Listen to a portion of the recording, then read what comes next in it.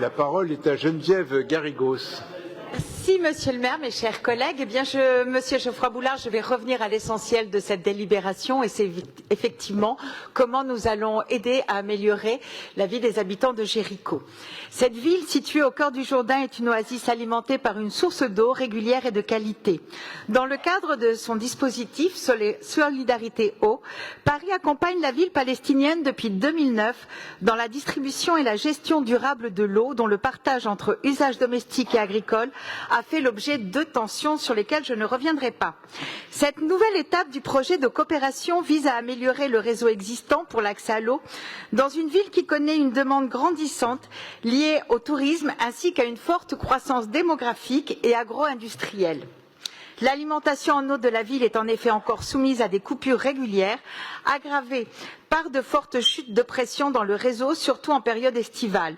Le projet comprend également la création d'un réseau d'assainissement dans l'ouest de Jenin, où les eaux usées sont rejetées en milieu naturel, sans traitement préalable. Aujourd'hui, dans le monde, 785 millions de personnes, selon les chiffres 2019 de l'Organisation mondiale de la santé, sont privées d'un accès basique d'alimentation en eau potable. Et dans le contexte du dérèglement climatique qui aggrave les pressions sur les ressources hydriques, accéder à une eau de qualité en quantité suffisante demeure un défi international à double titre. Il s'agit d'un enjeu de santé publique et d'un enjeu de développement. Grâce à l'expertise d'Eau de Paris, notre ville s'est imposée depuis près de 20 ans comme un acteur majeur de la coopération décentralisée dans les domaines d'accès à l'eau et à l'assainissement et porte 75 projets, essentiellement en Afrique, au Moyen-Orient et en Asie du Sud-Est, qui bénéficient à plus de 1,5 million de personnes. L'expertise de Eau de Paris s'est construite en menant à bien des programmes d'une ampleur et d'une complexité croissante, tels que l'aide à la création de diagnostics et de schémas directeurs de l'eau et de l'assainissement, la formation des personnels ainsi que la mise en œuvre de programmes de création et de réhabilitation d'infrastructures.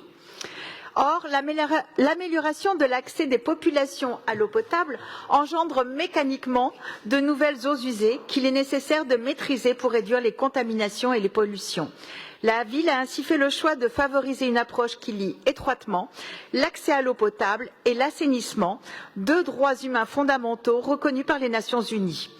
On peut rappeler que le défaut d'assainissement et la contamination de l'eau sont des facteurs de transmission de maladies, typhoïde, paludisme, diarrhée, à l'origine de 2 millions de morts chaque année dans le monde, dont 90 sont des enfants de moins de 5 ans. Ce projet stratégique de 1,3 million est particulièrement ambitieux.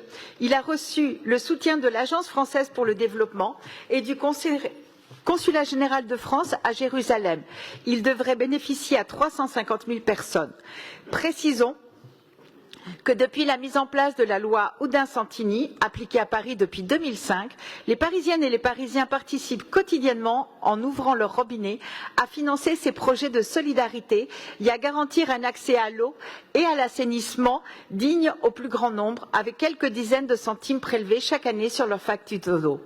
Une contribution au bien commun dont nous pouvons toutes et tous être fiers. Je vous remercie.